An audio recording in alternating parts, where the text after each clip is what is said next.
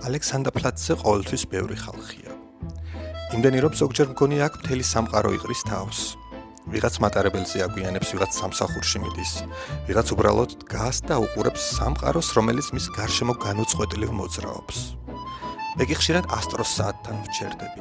უცნაური ნივთია ეს საათი, დროის საჩვენებლად შექმნილი მექანიზმია, მაგრამ სინამდვილეში უფრო სივრცეზე გიყვება ვიდრე დროზე. თბილისი, ბერლინი, ტოკიო, ნიუ-იორკი, კაირო, ქალაქები ერთმანეთის გვერდით არიან ჩამოწერილი, თითქოს დედამიწა პატარა იყოს და ყველა ადამიანი ერთმანეთის მეზობელი. ხანდახან ვფიქრობ, რამდენი ადამიანი იყურებდა ამ საათს, მაშინ როდესაც ბერლინი ჯერ კიდევ კედლით იყო გაყოფილი. რამდენი ელოდა აქ შეხვედრას, რამდენი ვერ შეხვდა, რამდენი წავიდა, რამდენი დაბრუნდა. ისტორიას უცნაური თვისება აქვს, ზოგჯერ კედლებს აშენებს, ზოგჯერ კი უბრალოდ ადამიანებს შორის ტოვებს.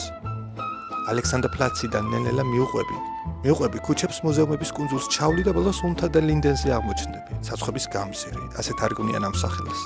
დღეს ტურისტები დადიან აქ, ფოტოებს იღებენ, ყავას სვამენ, ბრანდენბურგის კარიბჭესთან ჩერდებიან და ბერლინის ისტორიას რამდენიმე წუთში იტევენ. მაგრამ ამ ქუჩამ ისეთი დროებაც ნახა, როდესაც აქედან იმპერატორები გადიოდნენ, შემდეგ ჯარისკაცები, შემდეგ ტანკები, შემდეგ ნანგრევებს შორის მოხეტიალე ადამიანები. ქუჩა იგივე დარჩა, ისტორია იცვლებოდა. ალბათ ამიტომ მიყვარს ბერლინი, ეს ქალაქი საკუთარ შეცდომებს არ მალავს. კედლის ნარჩენებს არ ანგრევს, ომის კვალს არ ფარავს, პირიქით გაჩვენებს და გეუბნება. ნახე, ესეც ვიღავით, ნახე, აქამდე დავეცით, ნახე, აქედან წამოვდექით. ბრანდენბურგის კარიბჭესთან მისვლისას ყოველთვის მახსენდება, რომ ოდესღაც ეს ადგილი გაყოფის ხაზთან იდგა. ერთი მხრიდან აღმოსავლეთი იყო, მეორე მხრიდან დასავლეთი. ახლა კი ადამიანები თავისუფლად გადიან. ისე თითქოს კედელი არასოდეს არსებობდა, მაგრამ არსებობდა და სწორედ ამიტომ აქვს თავისუფლებას ფასი.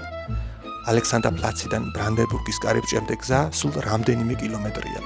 ფეხით 1 საათიც არ სჭირდება. ისტორიისთვის კი ამ რამდენიმე კილომეტრს ზოგჯერ 10 წლეულები სჭირდება.